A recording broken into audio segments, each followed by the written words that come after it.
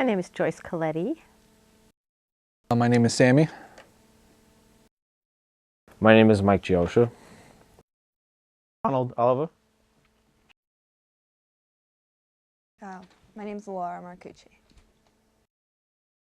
My name is Christy. My name is James Yu. My name is Joseph Purdy. My name's Robert O'Connor. My name is Joseph Pintangelo.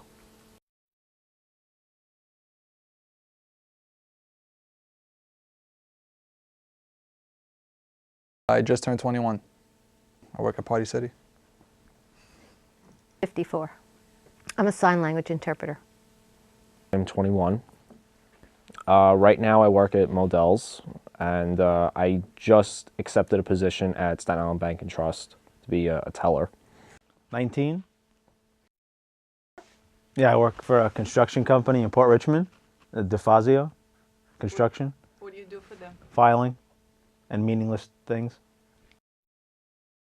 Oh, I'm 21. Do you work? Yeah, I work at Pretty Woman Hair Salon. I'm 20 years old.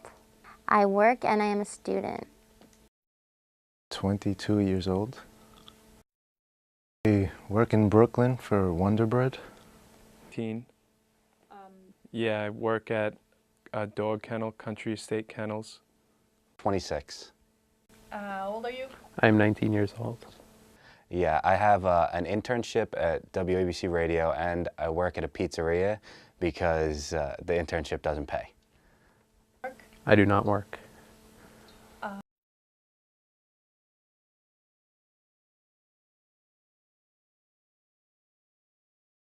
The stereotypes on Staten Island, the main one is that there's a lot of like for lack of a better word, Guidos on Staten Island. Like they all the spiky hair, the tan in a can, and the way they speak. It's like the stereotypical Staten Island is like you say bro every like third sentence, and just you talk like you've got like a much deeper accent than you really should.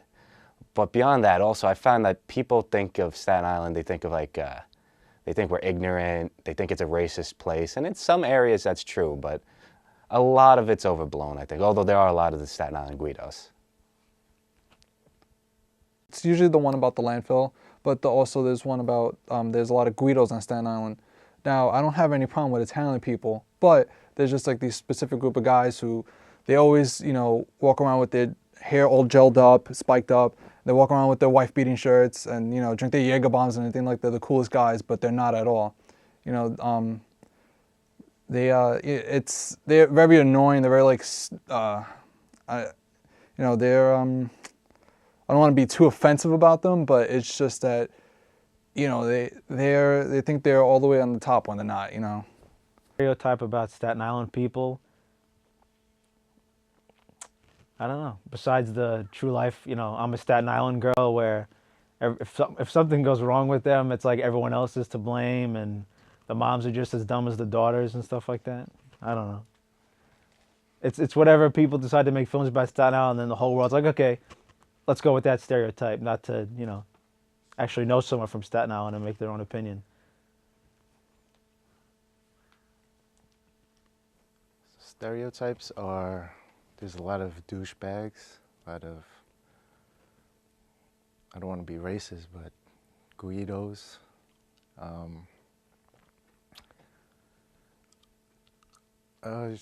Nobody really likes Staten Island from New York.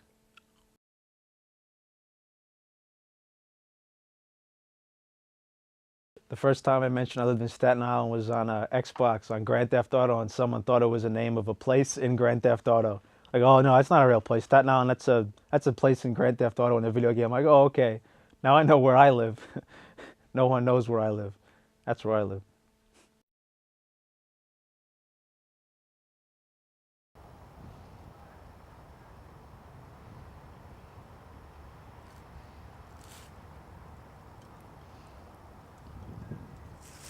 My kids complain that everything is the same.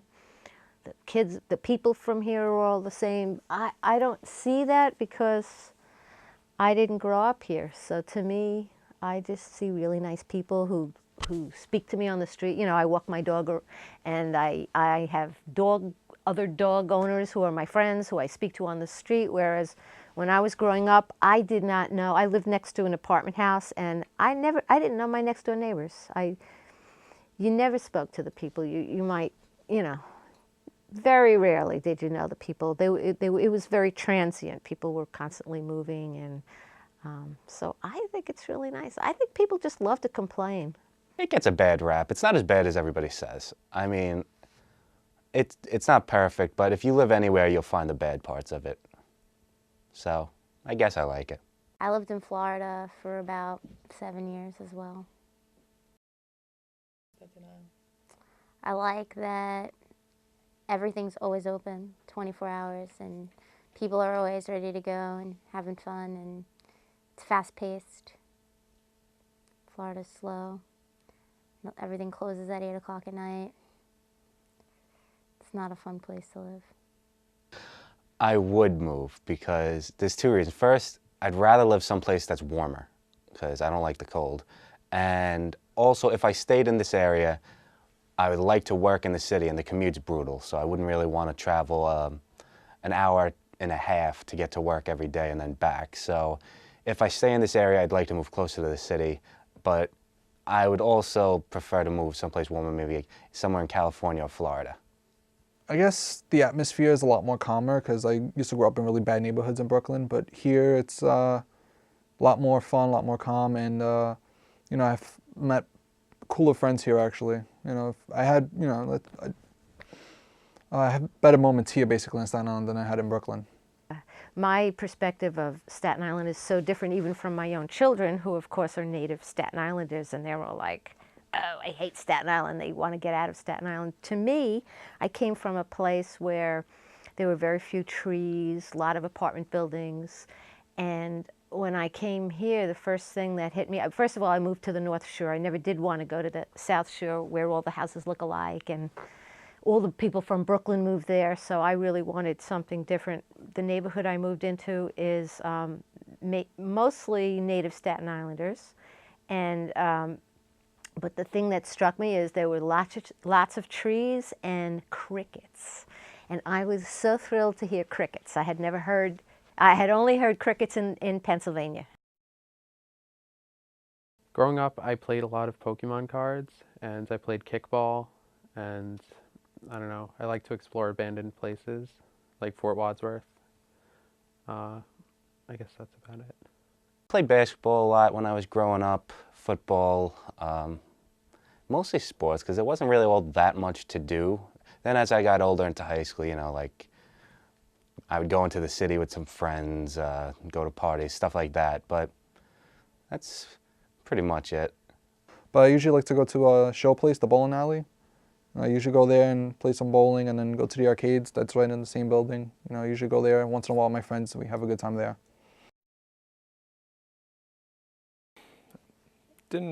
Growing up here is not really a lot of fun things to do except just hanging out with friends and playing video games, playing football, baseball, sports, just stuff like that. I used to ride my bike all the time. I used to skateboard when I was little, but then I fell and I ripped my favorite jeans, and I decided that was it. And I ripped them. But I was like 10, so I was like, whatever. Growing up on Staten Island, I just usually played basketball a lot, and then I was big on skateboarding and skateboarding parties, stuff like that. That's pretty much it.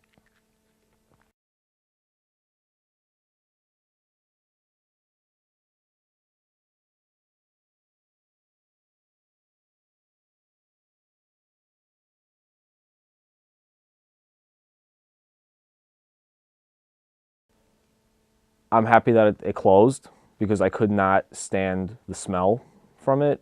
You know, it's like wherever you went on Staten Island, you always smelled it. Even my grandparents who live in Richmond Town, on a very hot and humid day during the summer, like the stench was unbearable. But I'm glad they closed it. And it's sad that that is something that Staten Island was mostly known for the entire time the dump was open, from the late 40s until it closed. So I'm happy that it closed, and I hope the city does something with it fast.